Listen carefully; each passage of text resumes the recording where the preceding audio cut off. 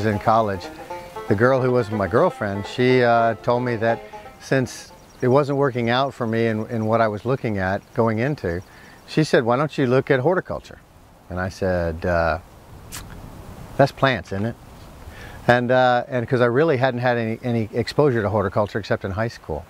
And so I decided to look at horticulture and took my first horticulture class in the college I was at. I was down in Florida, and my wife said, what about that little nursery you always wanted to start?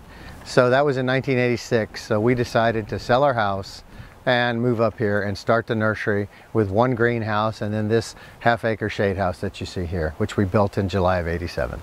We have about 8 to 10 acres of growing area with 5 greenhouses and about 1.5 acres of shade. When we started our business, we started it with lilacs, the cutleaf lilac and the Miss Kim lilac.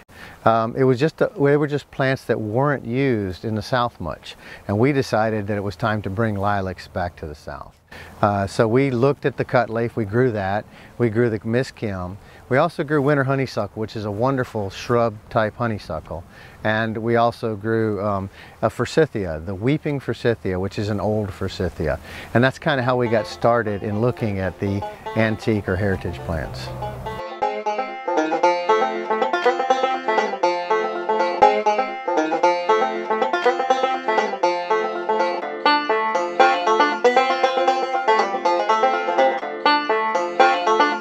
Well, the way we've defined it is anything that was grown before 1900. We used to say the turn of the century, but we can't say that anymore because we're now in the 2000s. But we say anything that was grown in gardens and distributed before 1900.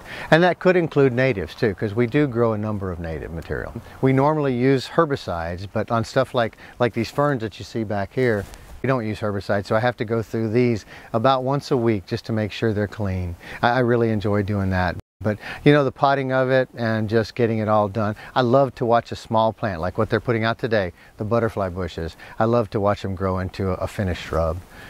We sell now mainly Alabama, Georgia, and Tennessee, and Mississippi. But our main market is the re-wholesalers. We're selling to people that actually buy things in and sell it then to landscapers.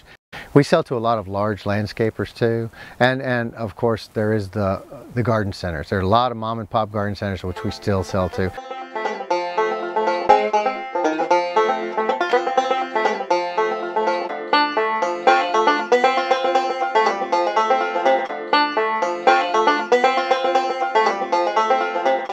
They definitely are friends. I mean, if you can't build a friendship with your customer, then you're just another supplier. I think the ones that we do the best with are the people that we get to know the best, and they get to know us because there's a trust built. A trust relationship is always important when you're trying to sell plants.